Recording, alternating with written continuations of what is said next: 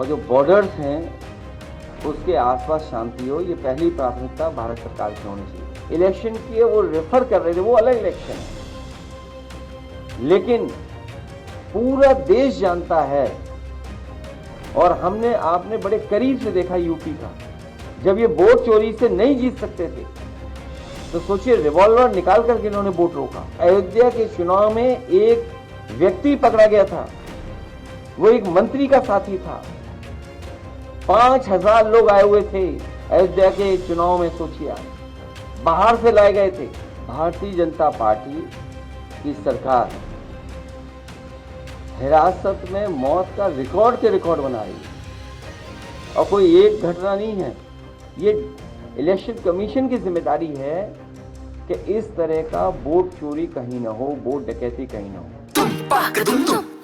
अरे श्रीमती जी, कुछ तो सस्ता लो, बचत करो। नहीं श्रीमान जी, सब बढ़िया लो, रहने दीजिए। इसमें क्या खास बात है? थोड़े में ज्यादा स्वाद, यही तो है इसकी खास बात। वाह मामा, क्या स्वाद है। अरे मेरे राजा, सबका राजा और प्योर मसाला। समाजवादी पार्टी के राष्ट्रीय अध्यक्ष अखिलेश यादव शुक्रवार को नए अंदाज में नजर आए। सिख समुदाय के लोगों ने अखिलेश यादव को सम्मान के तौर पर पगड़ी पहनाई। इस दौरान सरदार लुक में नजर आए अखिलेश ने केंद्र और राज्य सरकार पर जमकर निशाना साधा। उन्होंने कहा कि अगर वोट चोरी और डकैती का सिलसिला यूं ही जारी रहा तो भारत में भी जनता नेपाल की तरह सड़क पर दिखाई देगी। ये बात सुनिश्चित करना चाहिए, ये इलेक्शन कमीशन की जिम्मेदारी है कि इस तरह का वोट चोरी कहीं ना हो, वोट डकैती कहीं ना। तो ये डकैती हो रही वोट की, जो बात मैं कहना चाहता हूं, इसी तरह की वोट की डकैती होगी तो हो सकता है जो आसपास के देशों में जनता सड़कों पे दिखाई दी, हो सकता है जनता भी सड़क पर दिखाई दे। भारत की विदेश नीति पर सवाल खड़े करते हुए अखिलेश यादव ने कहा कि भारत सरकार अपनी विदेश नीति में कई बार असफल रही है।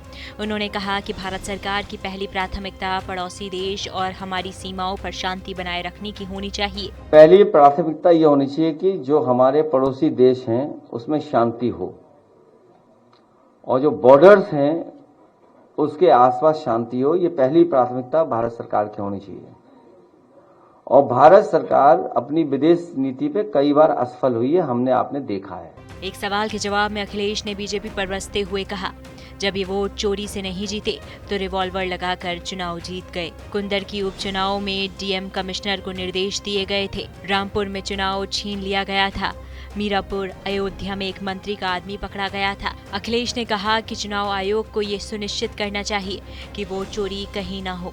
अगर वोट की डकैती होती रही तो आसपास के देशों की तरह जनता सड़क पर दिखाई देगी। इलेक्शन की वो रेफर कर रहे थे, वो अलग इलेक्शन है, लेकिन पूरा देश जानता है और हमने आपने बड़े करीब से देखा यूपी का, जब ये वोट चोरी से नहीं जीत सकते थे तो सोचिए रिवॉल्वर निकाल करके इन्होंने वोट रोका।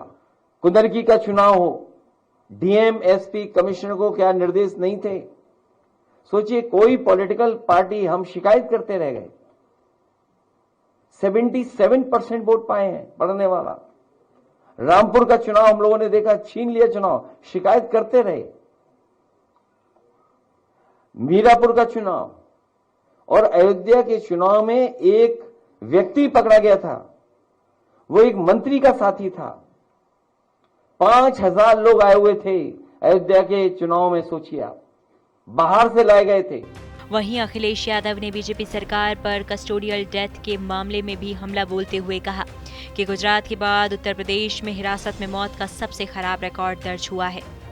भारतीय जनता पार्टी की सरकार हिरासत में मौत का रिकॉर्ड के रिकॉर्ड बना रही है और कोई एक घटना नहीं है।